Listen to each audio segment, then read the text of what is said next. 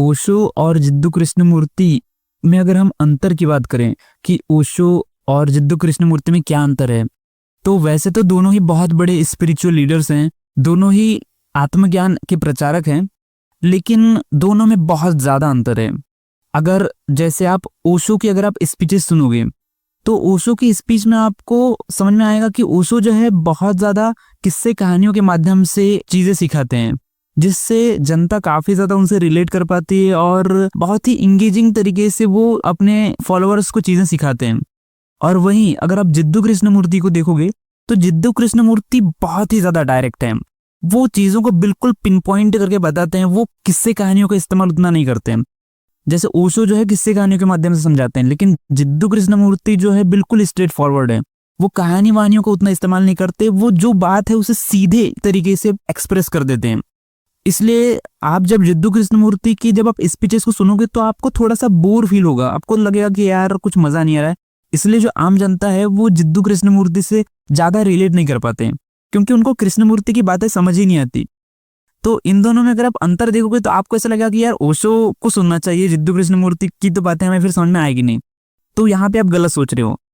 Actual में ओशो के thoughts ना आम जनता को समझ में आते हैं, ये बात ठीक है, लेकिन वो कहानियों में इतना उलझा के रख देते हैं कि आपको प्रॉपर क्लैरिटी मिलेगी नहीं उससे।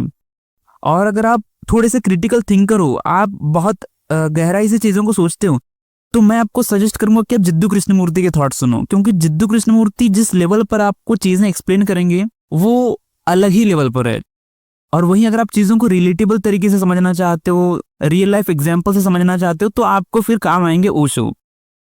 ध्यान रहे कि मैं यहाँ पे ओशो और जे कृष्णमूर्ति में आपको कंपेयर करके नहीं बता रहा हूँ कि ओशो ज्यादा अच्छे हैं या जे कृष्णमूर्ति ज्यादा अच्छे हैं, नहीं, दोनों ही अपनी अपनी जगह अच्छे हैं और मैं कोई नहीं होता इन दोनों को कंपेयर करने वाला। मैं बस उनके तरीकों को कंपेयर कर रहा हूँ कि दोनों के तरीकों में क्या अंतर है। बाकी ये जो दोनों ही स्पिरिचुअल पर्सनालिटीज है, इन दोनों का एक ही उद्देश्य है और वो है आत्मज्ञान का प्रचार करना, जो कि बहुत सही है। तो मेरे ख्याल से दोनों को कंपेयर करना बहुत गलत होगा, दोनों ही अपनी अपनी जगह सही है। हम उनके थॉट्स को कंपेयर कर सकते हैं और मैं वही कर रहा हूँ। वैसे बहुत सारे लोग हैं जो ओशो को तो जानते हैं, लेकिन उनको जे कृष्णमूर्ति के बारे में कुछ नहीं पता। तो मैं उनको रिकमेंड करूंगा कि आप एक बार जे कृष्णमूर्ति को सुन के देखो। ओशो को तो आप सुनते ही हो, लेकिन एक बार जे कृष्णमूर्ति को भी सुन के देखो, आपकी अंडरस्टैंडिंग एक अलग ही लेवल पर चली जाएगी।